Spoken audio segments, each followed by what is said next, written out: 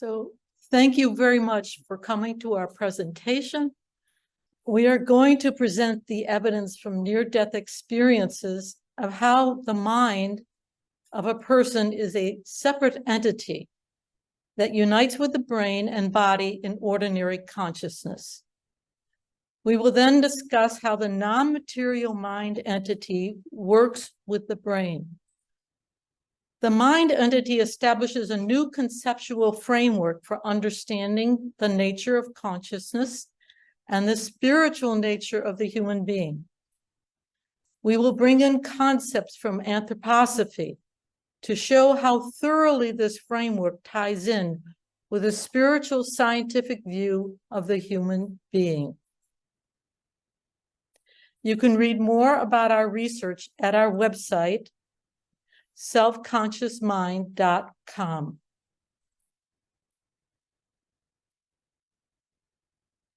So what are the factors in the past that enabled the rapid acceptance of a new scientific paradigm? Here are two examples based on the ideas of philosopher Herbert Butterfield. In the development of the modern heliocentric theory of planetary motion, Copernicus, Galileo, Kepler, and Descartes struggled for many years to fit the observed motion of the planets around the sun. There was no comprehensive framework. Certain planetary motions were anomalous and didn't fit their models, which used epicycles, elliptical orbits, or planetary vortices. Isaac Newton developed a new intellectual framework that all bodies of mass attract one another at a distance, the universal law of gravitation, fully explaining the observed planetary motion.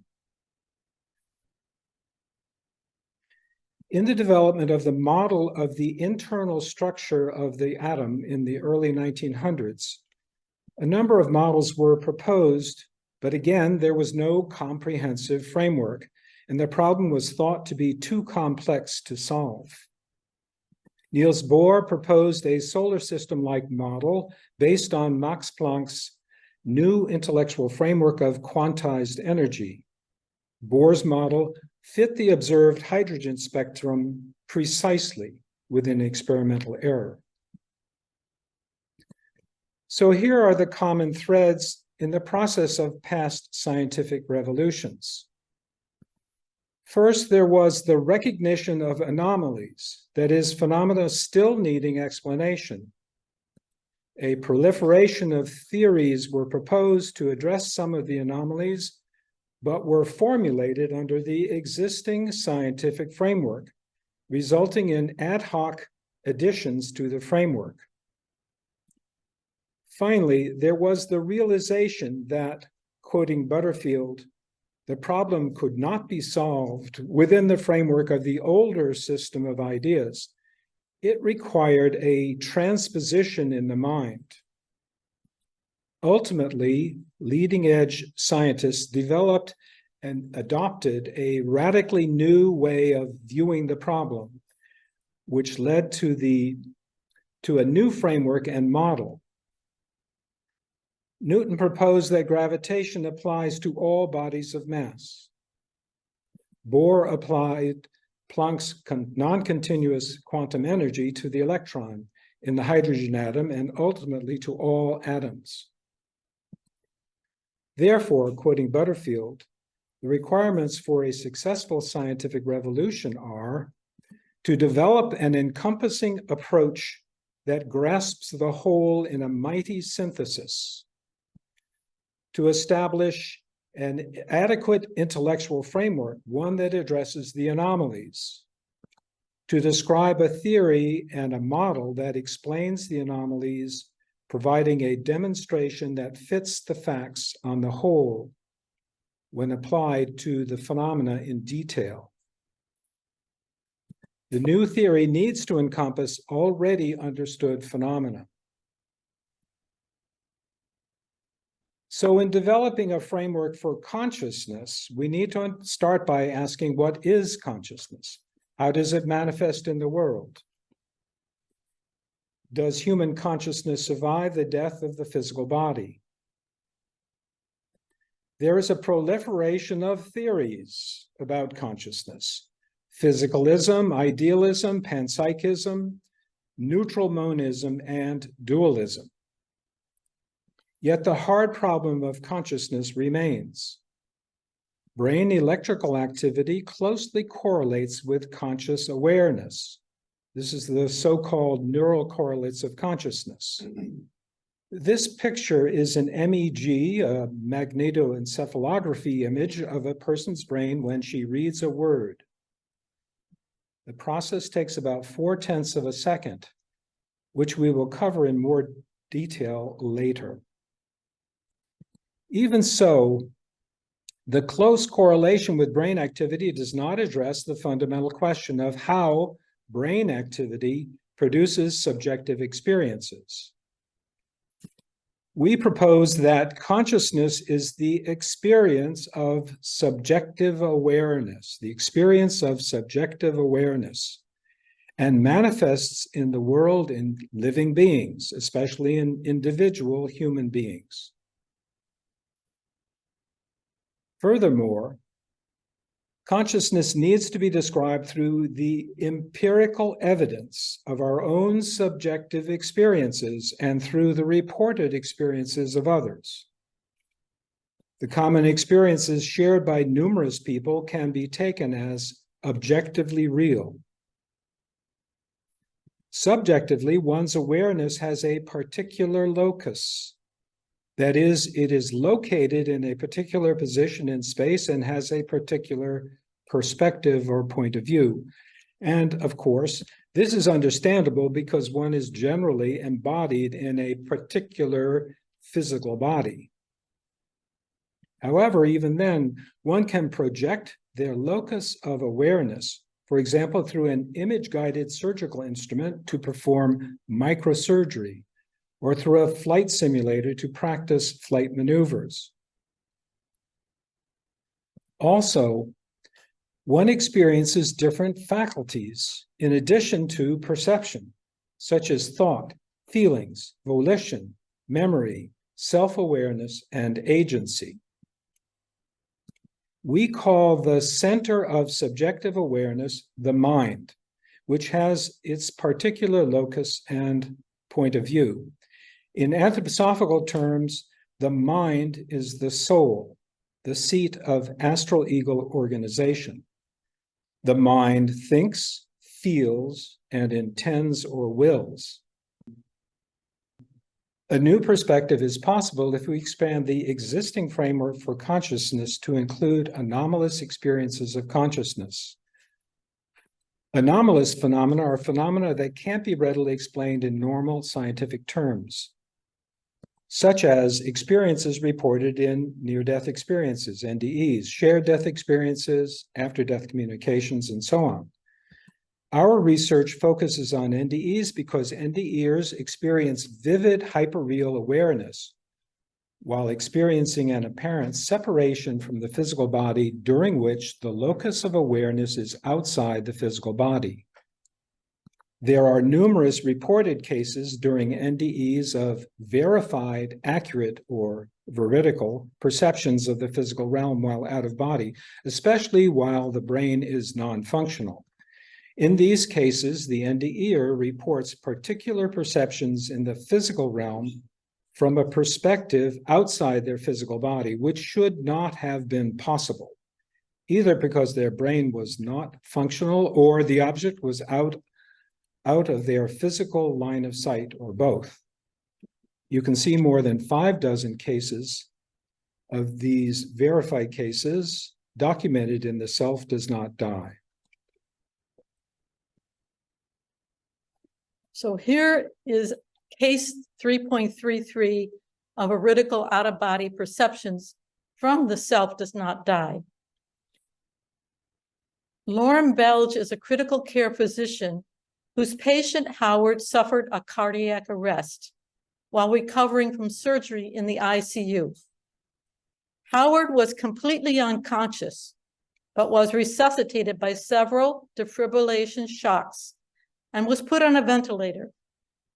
Howard later reported that he shot out of the top of his head, saying, quote, "I'm looking down on my body and it feels like I'm bobbing and bouncing against the ceiling," unquote. With the thought that maybe he was to go somewhere, he says, "I felt myself rising up through the ceiling, and it was like I was going through the structure of the building. I could feel the different densities of passing through insulation. I saw wiring, some pipes, and then I was in this other room. It looked like a hospital, but it was very quiet, like there was no one there. There were people in the beds that looked like mannequins, and they had IVs hooked up to them, but they didn't look real. In the center was an open area that looked like a collection of workstations with computers. Right above his ICU room is a nurse training center with medical mannequins on some of the beds. And in the center, a collection of workspaces with computers.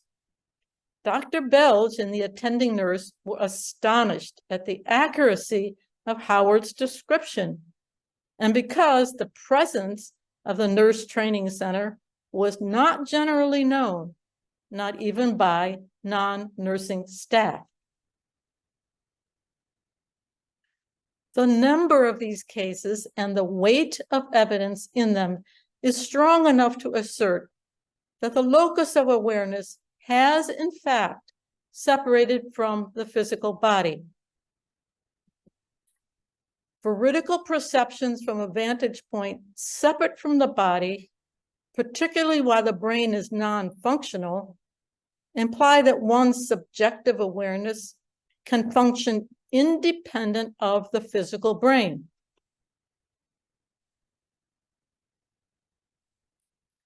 They imply that one's awareness, the mind in general, can separate from the physical body and operate independently of it. Conceptually, the mind ceases to be a byproduct of brain neural activity and can now be viewed as an autonomous conscious entity.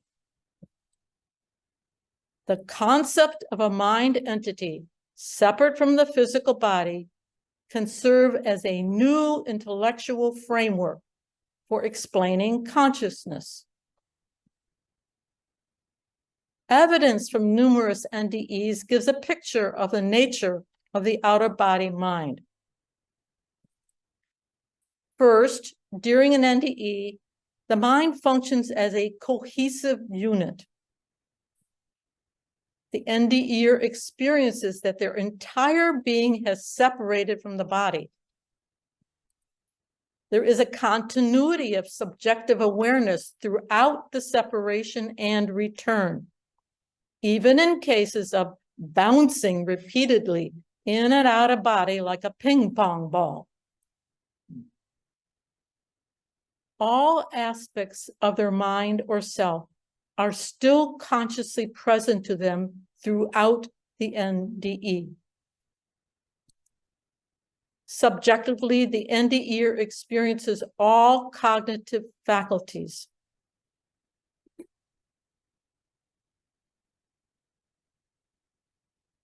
The out-of-body NDEer does not identify with the physical body. Some NDEers exclaim, "That physical body wasn't me." The out-of-body mind is objectively real. The NDEer can be seen by animals. Jerry Caseball experienced an NDE at age 7.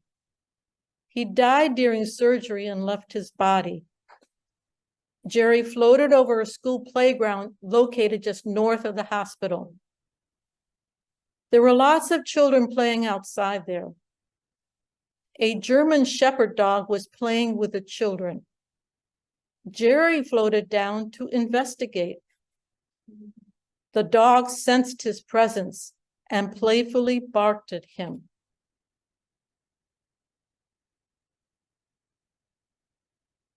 Jerry positioned himself just a few inches above where the dog could jump, teasing the animal by staying just out of reach.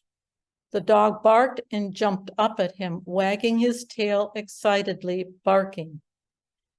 Jerry told us that he and the dog, quote, looked into each other's eyes. I was moving up, down, and to the sides. We moved together like a dance, unquote.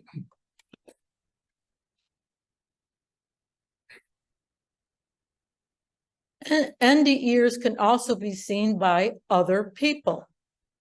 An apparitional NDE is a particular event in an NDE in which the out-of-body NDE visits and communicates in some way with a living person, and both accounts of the encounter are subsequently verified to be consistent with one another. There are 7 verified apparitional cases documented in The Self Does Not Die. These experiences strongly suggest that a person's mind is a separate entity that is independent of the body. The mind is objectively real, a real thing, a real being. All faculties of cognition occur in the mind, not in the brain. In effect, the separate mind is the essence of the person. The separation of the mind from the body is a general phenomenon. The mind can separate from the body under many different circumstances, not just, in quotes, near death, unquote, as in cardiac arrest, severe trauma, or coma. There are also NDE-like cases that are not close to death, as in fainting, sleep, meditation, alcohol, or drugs. The person's awareness separates even though the brain is still functional. Such cases are called near-death-like experiences, NDLEs.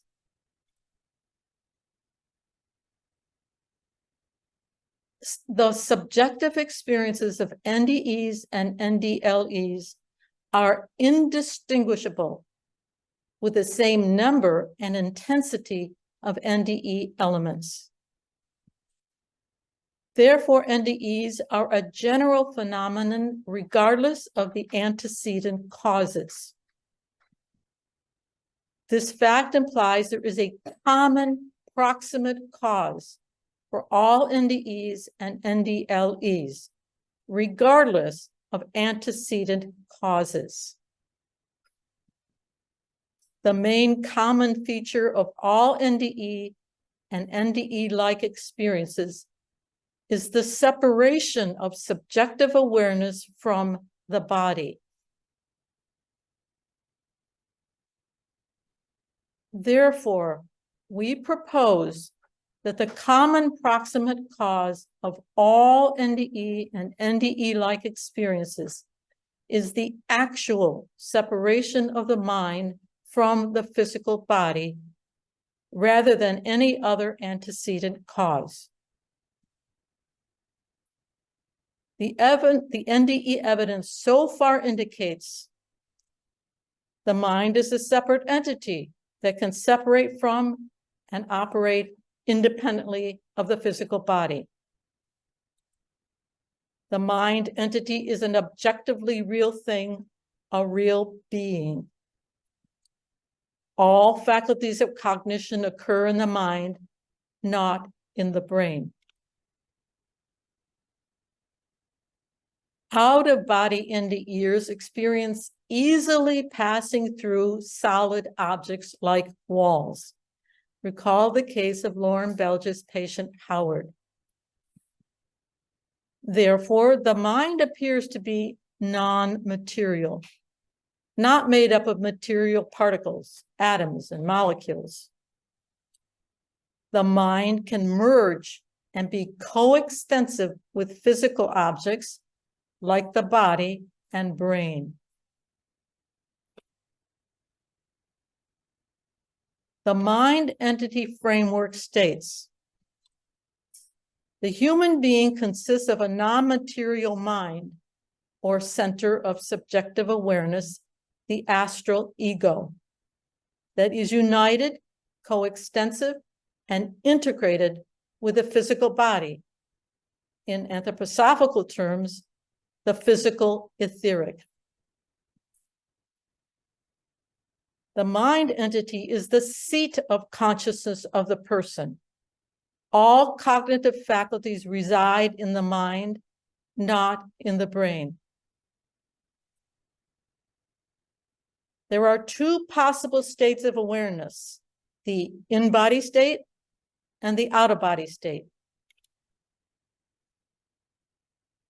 For the in-body state, there is a close correlation between brain neural activity and subjective awareness. Therefore, the mind entity is completely dependent on the brain's electrical activity for subjective awareness. The mind entity must interact with the brain to achieve subjective awareness, even of its own mental content, and to effect willed movement. For the out-of-body state in an NDE, the mind entity separates completely from the body and operates independent of the brain. These are the main elements of the mind entity framework. For this framework to be consonant with existing scientific knowledge, there must be some form of causal energetic interaction between the mind and the brain, and some plausible mechanism of interaction. How could a non-material mind interact with a material brain to achieve consciousness? There is strong evidence that the out-of-body mind does interact with physical processes, with light, sound waves in the air, and solid matter, giving rise to subjective sensations and accurate veridical perceptions in the physical realm. There are also numerous reports that NDEs encounter a subtle resistance or increased density when passing through solid matter. Again, recall the case of NDE Howard passing through different layers of insulation. This implies a new subtle push-pull force when the out-of-body mind entity passes through solid matter, like passing your hand through water. According to Newton's third law of motion, for every force of one object on another, there is an equal and opposite opposing force.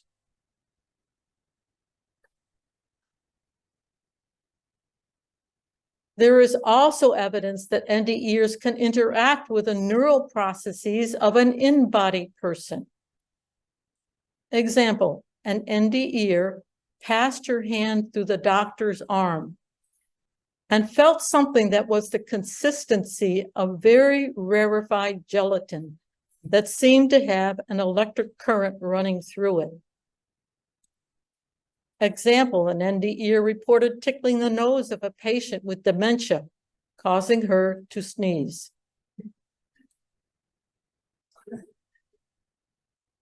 Therefore, the evidence indicates the mind can interact with matter, and specifically with neural electrical processes, both to sense and to trigger neuroelectrical activity.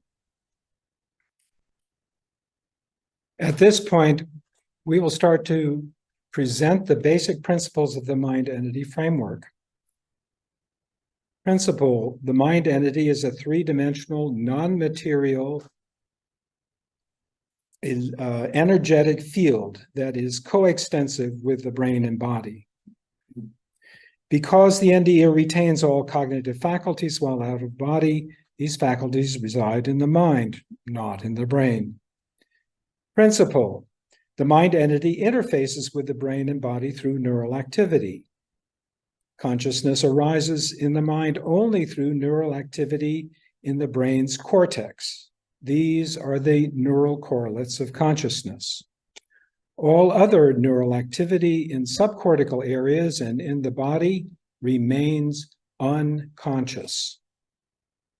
With in-body consciousness, the mind must work through the brain's neural activity for subjective awareness, even awareness of its own mental content. Principle, neural activity begins subliminally, followed by a process called coming to awareness after at least 300 milliseconds.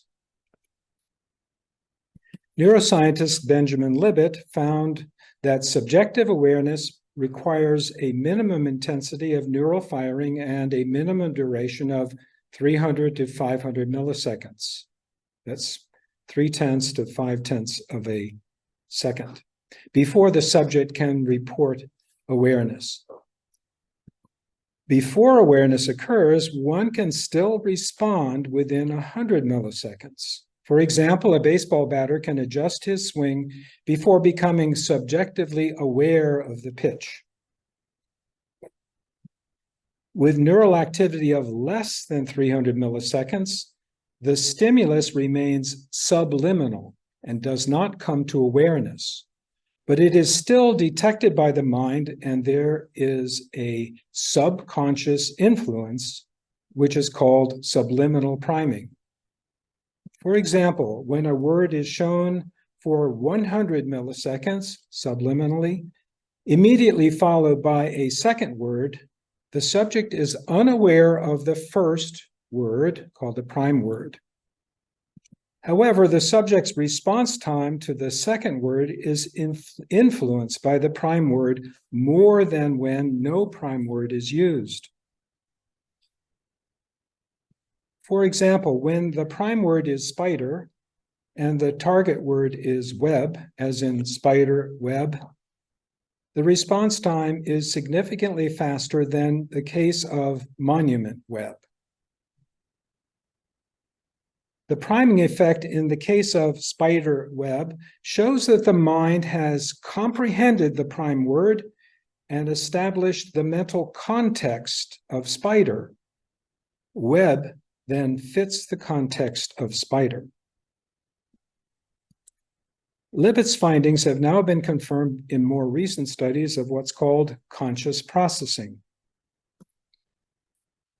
The fact that neural activity begins subliminally and then builds to the point of awareness clarifies how the mind entity works in the process of coming to awareness. The next principle is that subliminal neural activity is essentially identical to supraliminal activity, only at a lower voltage or power. This is shown in this example of neural activity measured with electroencephalography, EEG. So each type of stimulus that is presented to a subject causes specific regions in the brain to fire, creating a characteristic pattern of what's called event-related potentials, or ERPs, over time. In this graph, positive voltages are plotted up and time is on the x-axis. In this experiment, emotionally evocative words, for example, elated or angry, were presented both subliminally for 1 millisecond and supraliminally above the liminal level, supraliminally for 40 milliseconds. Supraliminally, the words produced a characteristic ERP shape, shown in red here, with a positive peak at P3. Subliminally, the ERPs are quite small in light blue, and the shape is ambiguous. But multiplying the subliminal ERPs by a factor of 4 reveals a visually apparent component structure in dark blue, nearly identical to that of supraliminal ERPs.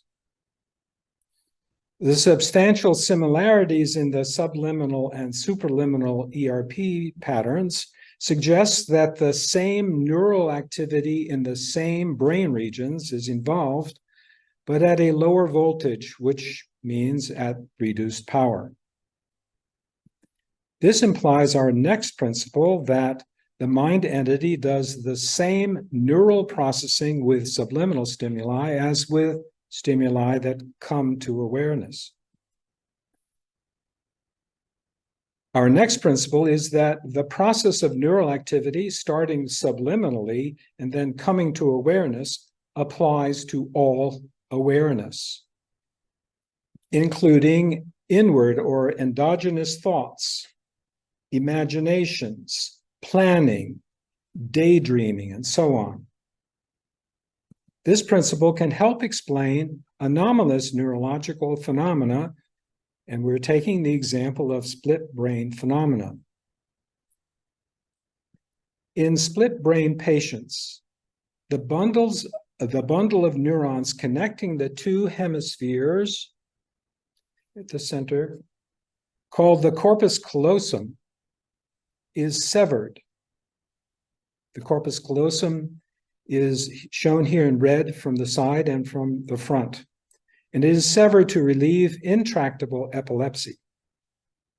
The corpus callosum is severed, but the subcortical structures below this tract are spared, and the patient appears to be completely intact, retaining normal perceptions, language, memory, physical coordination, and so on. And their epilepsy is now controllable. However, there are anomalous aspects to their perception. So, stimuli presented to the patient's left visual field, just on this side, if you can see it, left visual field, they are projected to go just to the patient's non-dominant right hemisphere here. The stimuli appear to be detected by the mind, but remain unconscious. So the patient is not aware of the stimulus. For example, a picture of a cup that goes projected to the right hemisphere. But the patient can identify the object by pointing with it with their non-dominant left hand. The subject will say, "I didn't see it. I just pointed."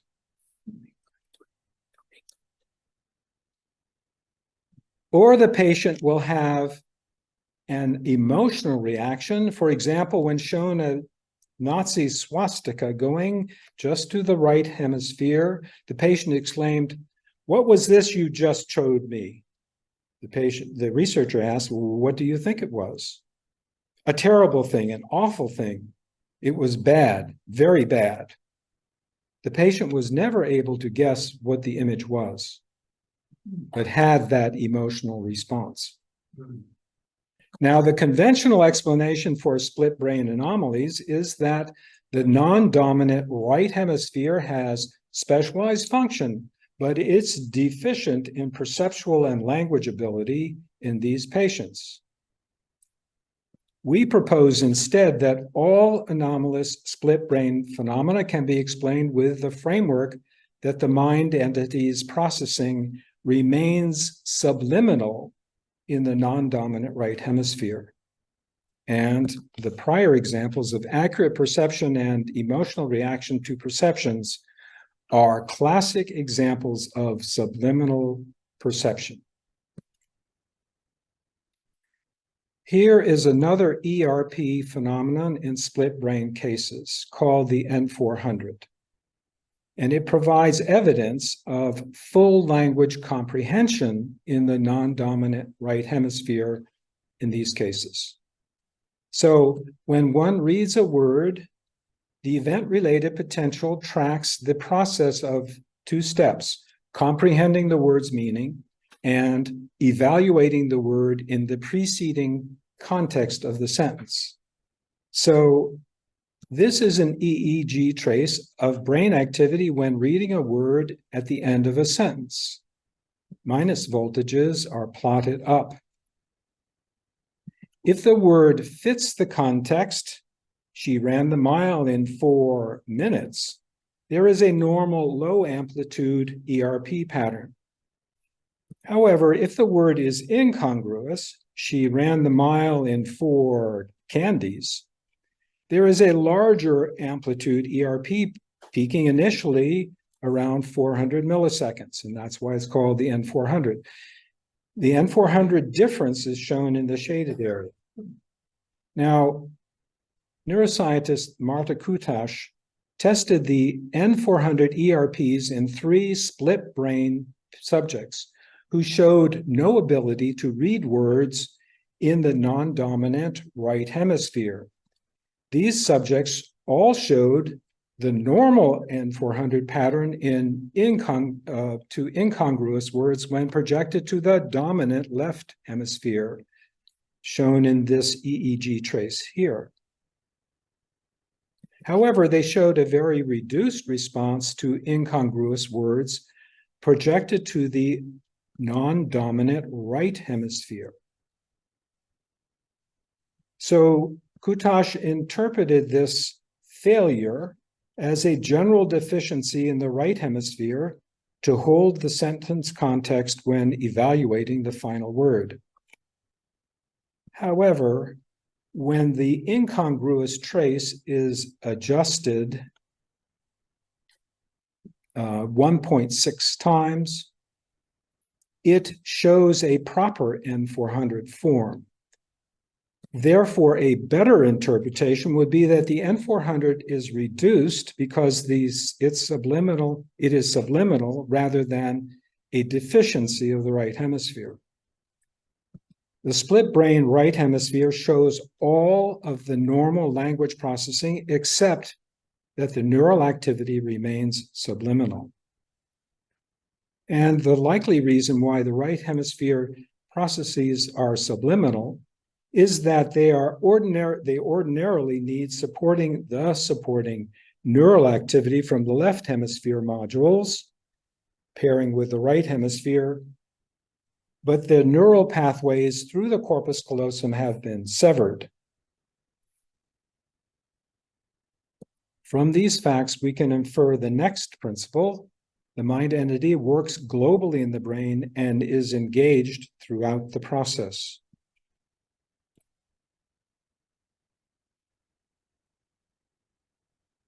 The cortex is organized in specialized areas called modules. The mind uses such specialized modules to become aware of specific mental content. There are 16 different specialized modules shown here in different colors. If the module is damaged or absent, this mental content cannot come to awareness. The evidence for specialized modules comes from brain lesions, which associate a damaged module with a specific loss of cognitive function, and functional magnetic resonance imaging, fMRI studies, which associate activation of a specific module with specific mental activities.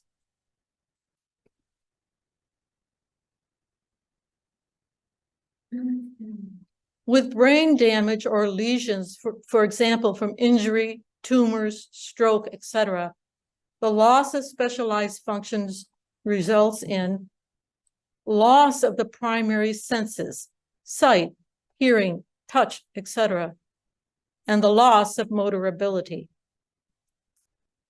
Sensory agnosias, the inability to recognize objects, faces, spoken or written words, etc., even though the specific sense is not defected.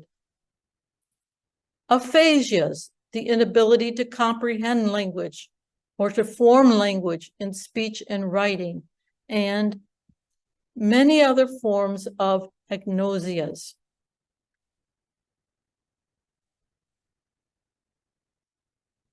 So the principle is the mind entity impresses specific mental content on a specialized module to bring that content to awareness, except for the primary sensory areas, which are purely input modalities. The mind entity also initiates neural activity. 1, to focus specific attention by enhancing neural excitability in certain sensory modules and inhibiting neural activity in other modules. And 2, to initiate specific motor movements by activating certain motor modules.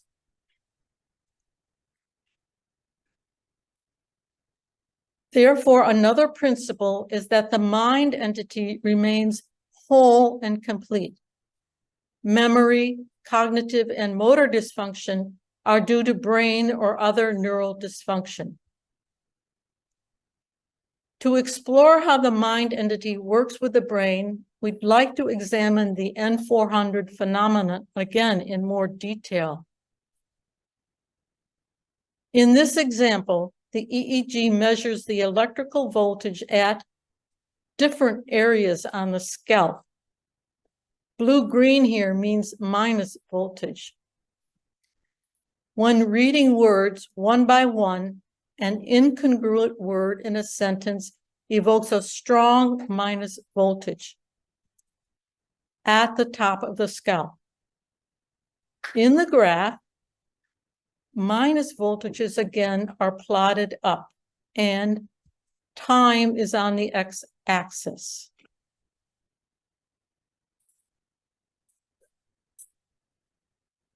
In reading a word, there is a typical pattern of electrical activity for about a half a second.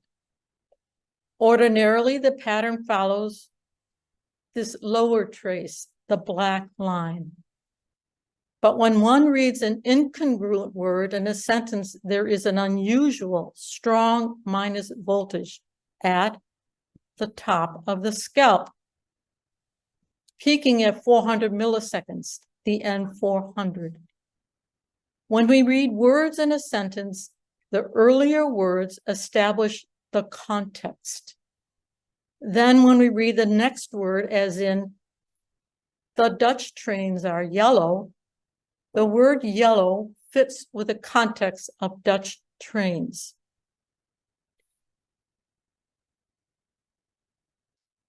So in our view, the full process for reading a single word happens this way. At 115 milliseconds, the N1 minus voltage peak is associated with detecting the word percept, the form of the word. The target word in the sentence shown here is YELLOW, as in the Dutch trains are yellow.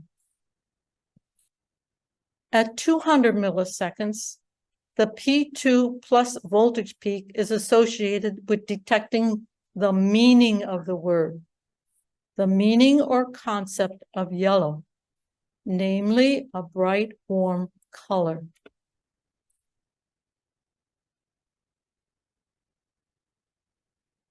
At 400 milliseconds, the minus voltage peak is associated with awareness of how congruent or incongruent the word is in context.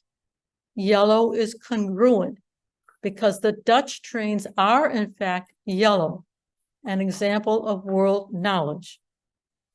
and the trace follows the typical neural pattern of the black line.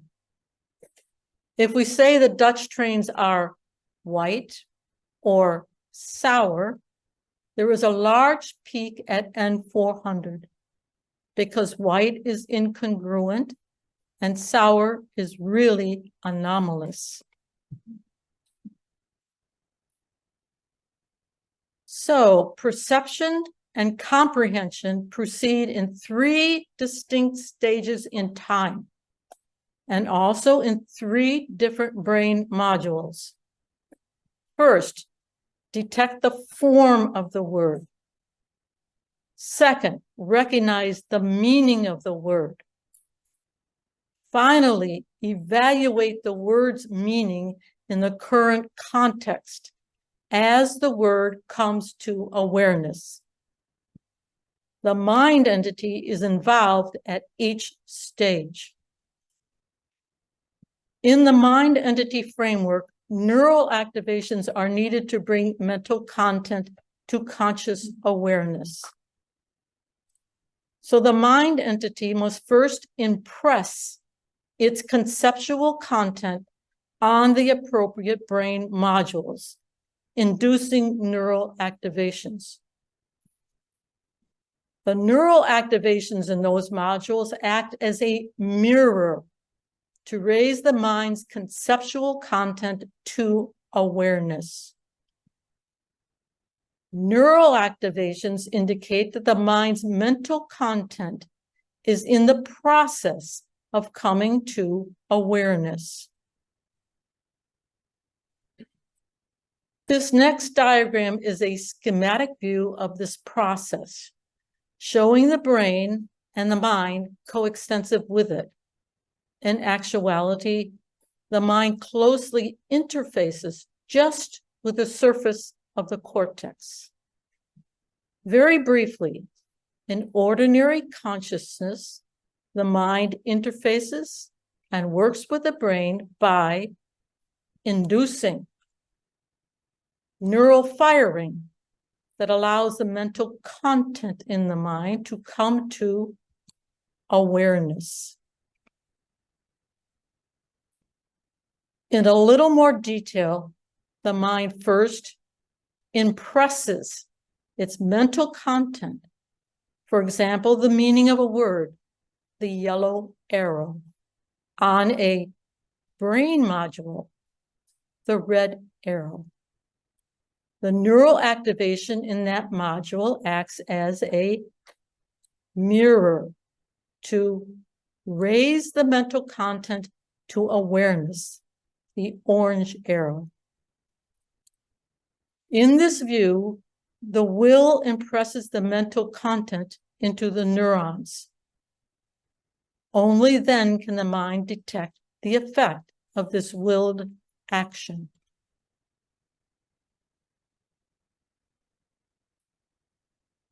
Rudolf Steiner gave a wonderful analogy for this process in the Philosophy of Freedom in chapter 9.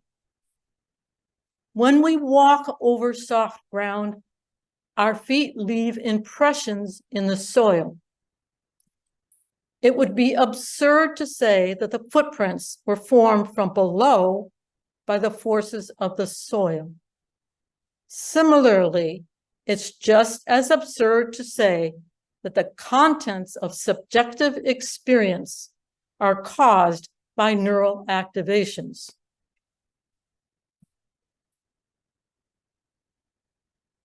Rudolf Steiner gave a perfect description of this process in a lecture in 1914.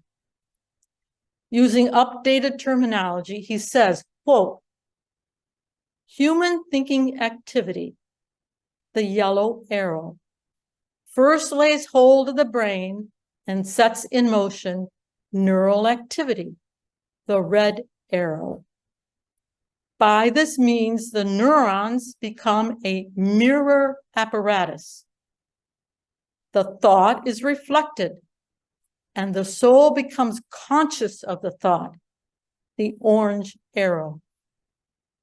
Thus, there are 2 phases. First, the mind's work on the brain in preparation of the experience.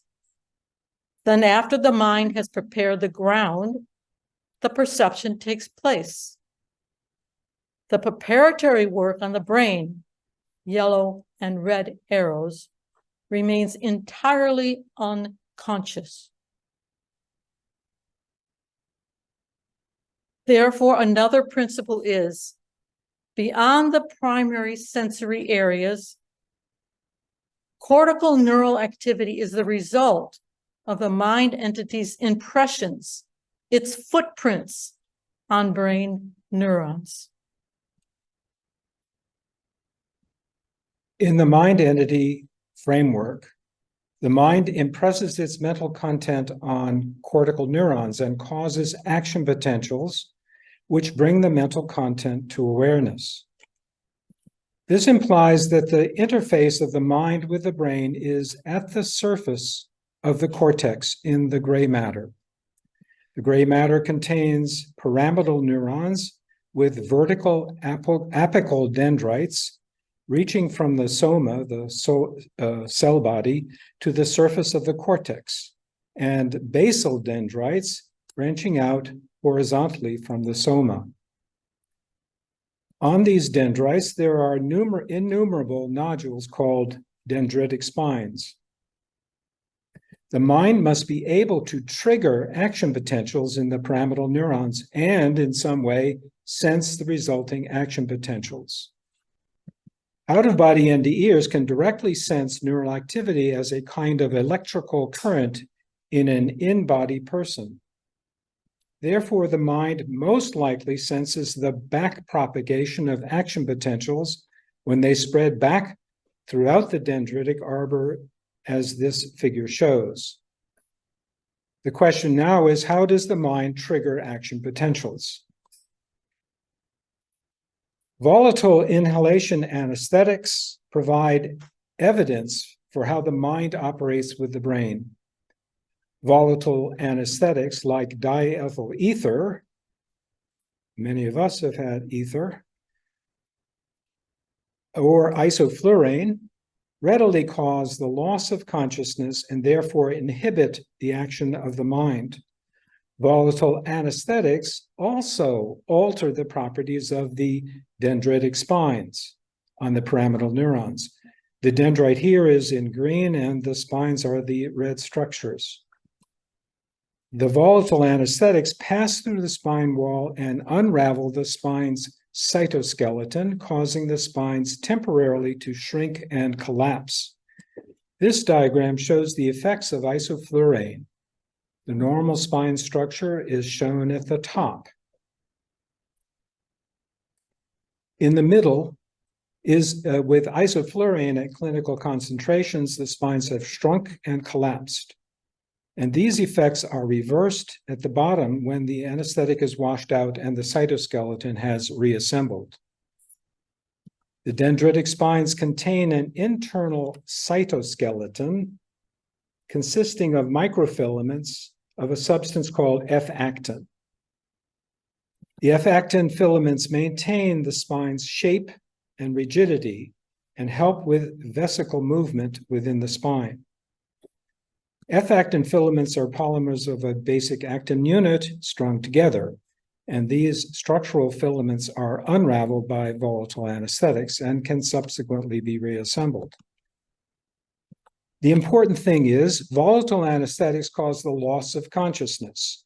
They also unravel F-actin filaments in dendritic spines. Because these facts appear to be related, we propose that the interface for the mind to trigger action potentials is located in the dendritic spines.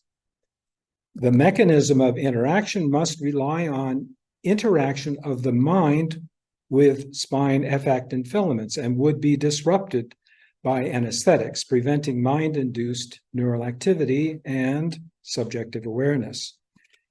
We believe such an interface and mechanism exists in the dendritic spines. This is a schematic of a dendritic spine with its spine head and spine neck connected to its dendrite. taken from a book by researcher Raphael Yuste.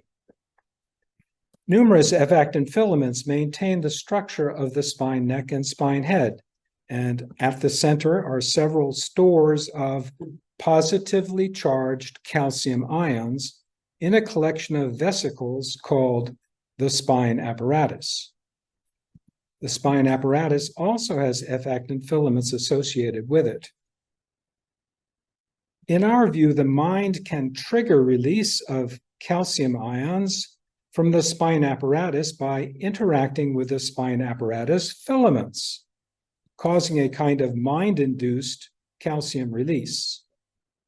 The positive calcium ions flow into the dendrite, inducing dendritic spikes, which then can trigger an action potential. The action potential, in turn, causes an influx of calcium ions back throughout the spines.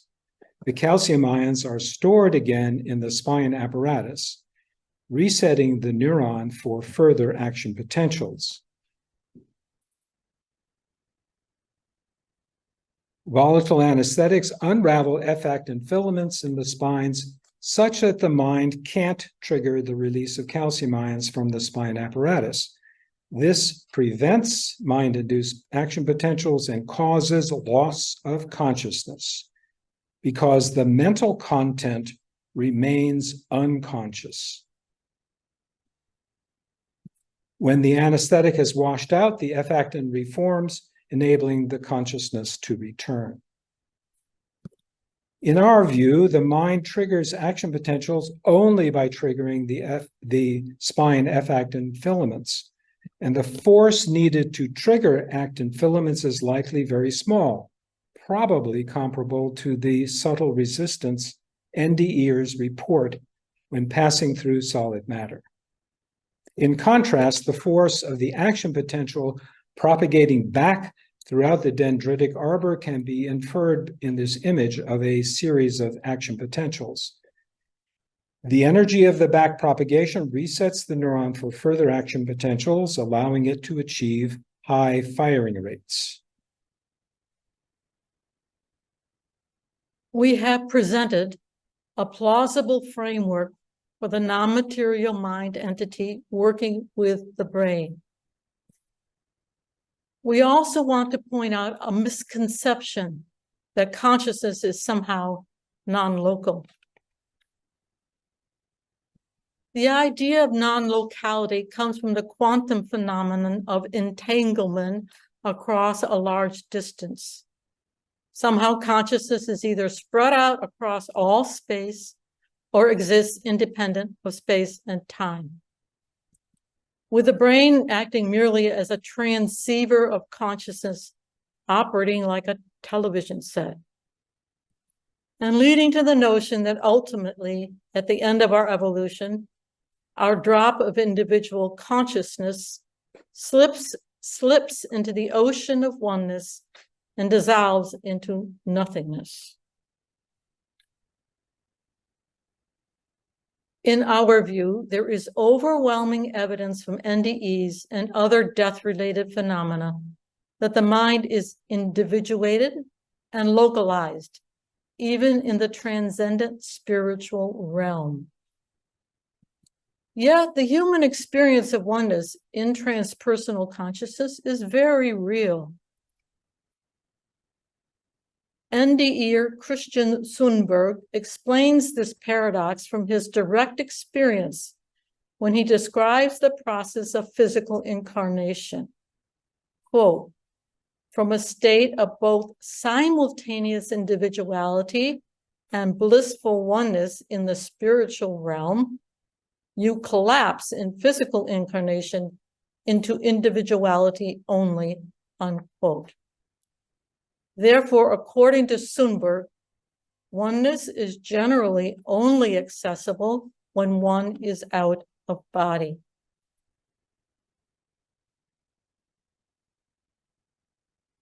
This final statement is from Rudolf Steiner. According to Steiner, the ancient cliché that we must ultimately lose our individual consciousness and merge into a universal consciousness is no longer correct. Quote, universal consciousness will be a harmony of all forms of consciousness. Human beings who have passed through the final stage of human development will form a unity out of their own free will. They will remain individual entities and will also form a unity because they choose to do so rather than because they are forced. Each one will contribute the particular colors of their consciousness as individuals, which cannot be lost. The great variety of colors will shimmer more beautifully than could ever have been before and will become, as the poet Goethe says, the living garment of the divine, unquote. Thank you very much for your attention. And may human beings hear it.